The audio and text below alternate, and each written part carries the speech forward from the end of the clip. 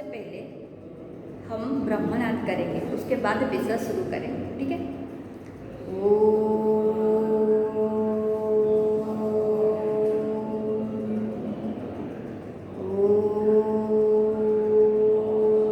शांति शांति शांति। सुस्त।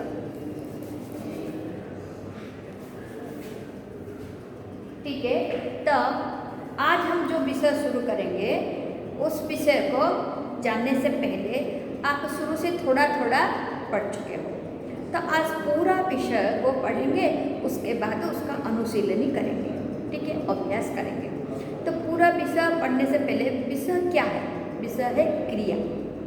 आप जानते हो क्रिया के कितने भेद हैं, उसका परिवर्तन कैसा है, और क्रिया में कौन सा विषय हम 8वीं कक्षा में पढ़ रहे हैं, ये सब मैं बता चुकी हूँ। उसको विस्तृत रूप से देखेंगे और अभ्यास करेंगे। ठीक है।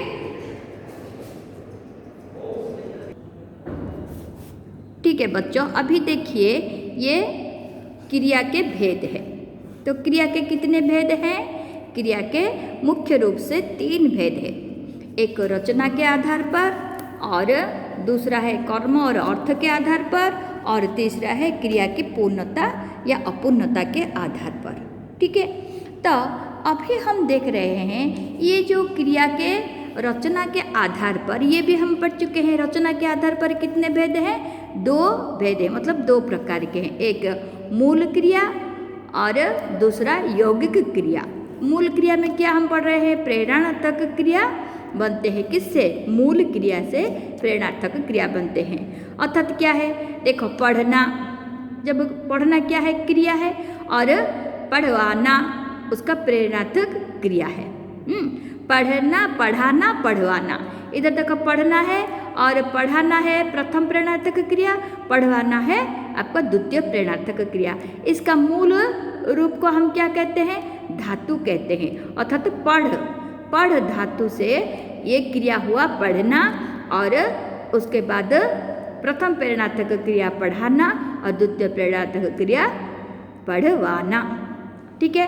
और दूसरा कौन सा है? यौगिक क्रिया।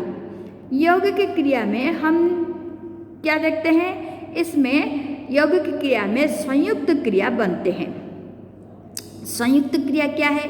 2 क्रिया है। जैसे पढ़ सकना, पढ़ सकना, ये संयुक्त क्रिया है। पढ़ना भी एक है, सकना भी एक है। अर्थात मूल क्रिया, उसका सहायक क्रिया भी होते हैं। पढ़ हमारा मूल क्रिया है, सकना सहायक क्रिया है। समझ में आ गया? ये भी आपको बता चुकी हूँ। तो उसके बाद देखिए, ये कर्म और अर्थ के आधार पर क्रिया के कितने भेद हैं? कितने प्रकार के हैं? 3 प्रकार के हैं, है ना। और ये जो 3 प्रकार के हैं, पहला कौन सा है? सकर्मक क्रिया और अकर्मक क्रिया और दिक्कर्मक क्रिया। लेकिन हमारे 8वीं में ये कौन सा है? ये 2 ही क्रिया है, सकर्मक और अकर्मक। ठीक है। तो सकर्मक क्रिया किसे है? क्रिया के साथ कर्म का रहना आवश्यक हो, तब उसको हम क्या कहेंगे? सकर्मक क्रिया कहेंगे। जैसे राम फल खाता है, इधर फल क्या है? कर्म है। खाता क्या है? इसका क्रिया है। तो क्रिया के साथ क्या है? कर्म है। तो इसीलिए इधर हो गया ये सकर्मक। समझ में आ गया ना?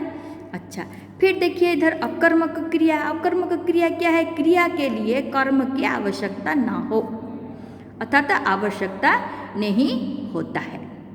किसके साथ?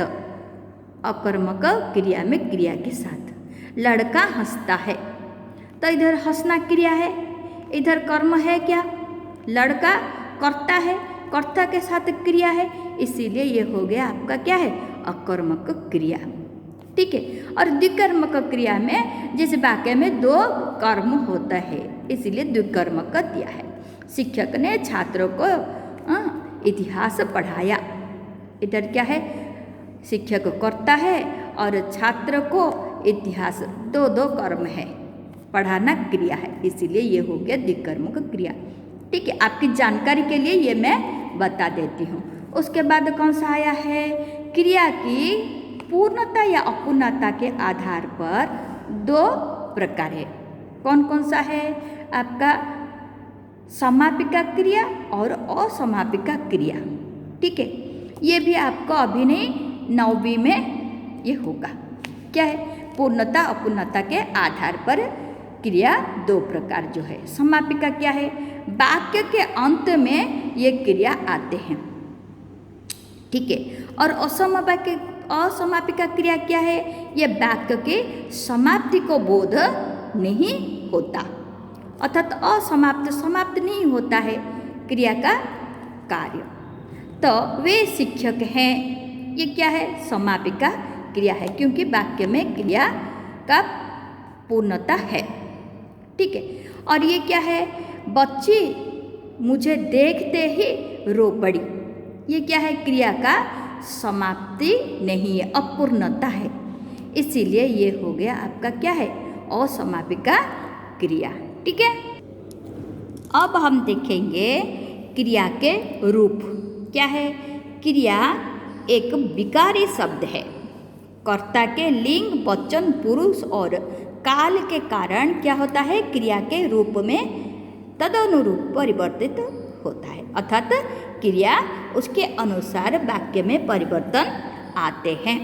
ठीक है, कर्ता के लिंग, वचन और पुरुष काल के अनुसार किसका परिवर्तन होता है? क्रिया का परिवर्तन होता है, इसीलिए क्रिया क्या है?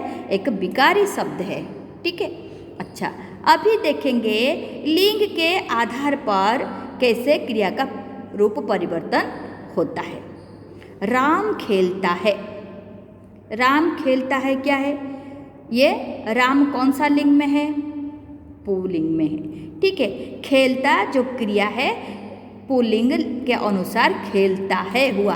उसी प्रकार सीता खेलती है। सीता कौन सा लिंग में है? स्त्रीलिंग में है, इसीलिए सीता खेलती है, ये स्त्रीलिंग में है। कौन सा? क्रिया का परिवर्तन हुआ है। इसके अनुसार लिंग के अनुसार जब कर्ता स्त्रीलिंग में होता है और उसके अनुसार क्रिया भी स्त्रीलिंग होता है। कर्ता पुल्लिंग होता है तो क्रिया उसके अनुसार पुल्लिंग होता है। और देखो वचन के आधार पर क्रिया का कैसे परिवर्तन है। वचन के आधार पर क्रिया के कैसे परिवर्तन है? देखो, लड़की हंसती है, ये एक वचन में है, तो लड़की हंसती है एक वचन में, और लड़कियां खेलती हैं।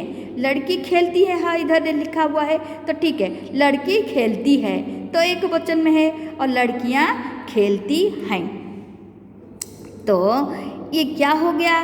लड़की इधर एक वचन में है कर्ता, और इसीलिए क्रिया भी एक वचन में है, और इधर कर्ता आपका बहुवचन में है, इसीलिए क्रिया भी बहुवचन में है। लड़की खेलती है, लड़कियां खेलती हैं।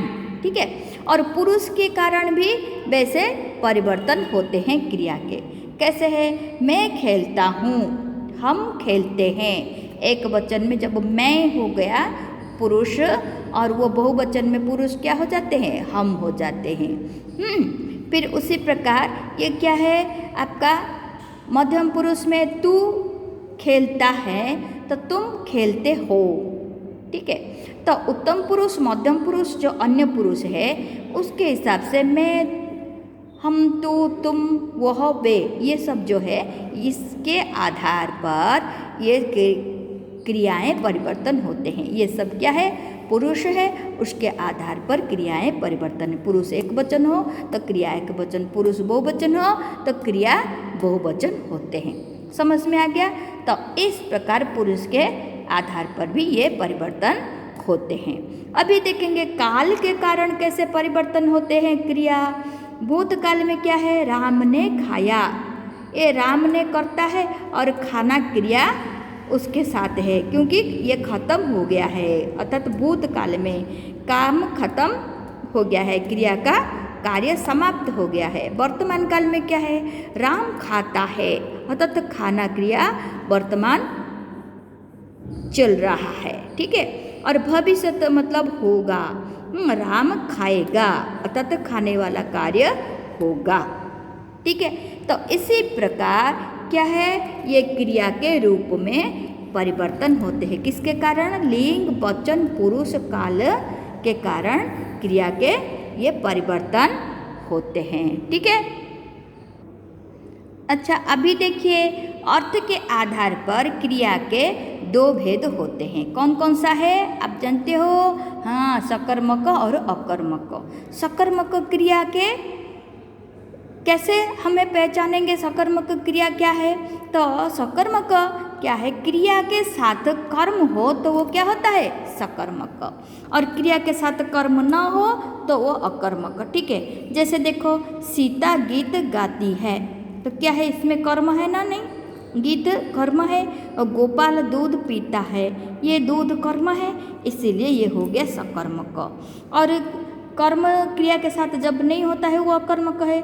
जैसे एक वाक्य देखिए, लड़का हंसता है, इधर लड़का क्या है? हंसता है, कर्ता क्रिया के साथ है। और मैं रोता हूँ, ये भी कर्ता क्रिया के साथ है, इसीलिए ये क्या हो गया? कर्म नहीं है, अकर्मक क्रिया है। ठीक है। क्रिया के रूप में परिवर्तन जो आप देख रहे थे लिंग, वचन और कारण कारक के अनुसार, और हमारा है ये सकर्मक अकर्मक जो क्रिया है उसके बारे में हम जान चुके हैं। ठीक है। अच्छा, फिर आगे देखेंगे। अभी देखना है आपको रचना के आधार पर जो मूल क्रिया और यौगिक क्रिया जो है, इसी का भी मैं आपको विस्तृत रूप से बता चुकी हूँ। क्या है? एक मूल क्रिया और दूसरा यौगिक क्रिया। मूल क्रिया से क्या बनते हैं? प्रेरणार्थक क्रिया। यौगिक क्रिया क्या से क्या बनते हैं? संयुक्त क्रिया बनते हैं। ठीक है। मूल क्रिया में हम देखते हैं क्या होता है? मूल क्रिया में माँ खाती है तो इधर क्या है? क्रिया खाती। और प्रथम प्रेरणार्थक क्रिया क्या होगा? माँ बच्चे को खिलाती। ठीक है। और द्वितीय प्रेरणार्थक क्रिया क्या होगा? माँ बच्चे को नौकरानी से खिलाती है।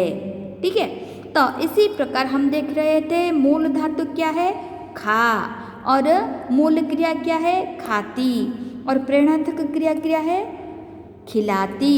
और द्वितीय प्रेरणार्थक क्रिया क्या है? खिलवाती, है ना? नौकरानी से बच्चे को खिलवाती। ठीक है। और इधर भी वैसे ये जो यौगिक क्रिया है इसमें क्या है? मुख्य क्रिया है, एक सहायक क्रिया है एक। अर्थात तो मुख्य क्रिया और सहायक क्रिया के मेल से क्या बनते हैं? संयुक्त क्रिया बनते हैं। जैसे देखो, मैं जानना चाहता हूँ, है ना? इसमें क्या है? जानना मुख्य क्रिया और चाहता सहायक क्रिया। हरि घर जाता है, जाता मुख्य क्रिया और हरि घर जाता रहेगा, रहेगा सहायक क्रिया। उसी प्रकार निरंजन सो चुका है, इधर सो मुख्य क्रिया, चुका सहायक क्रिया। बच्चा चौंक उठा, इधर चौंक मुख्य क्रिया, उठा सहायक क्रिया। सबको सुबह उठ जाना है तो उठ मुख्य क्रिया और जाना सहायक क्रिया। इसी प्रकार आप ये मूल क्रिया और संयुक्त क्रिया के बारे में जान चुके हैं। अभी आगे हम अभ्यास 13 का आपको दिखाएंगे। ठीक है।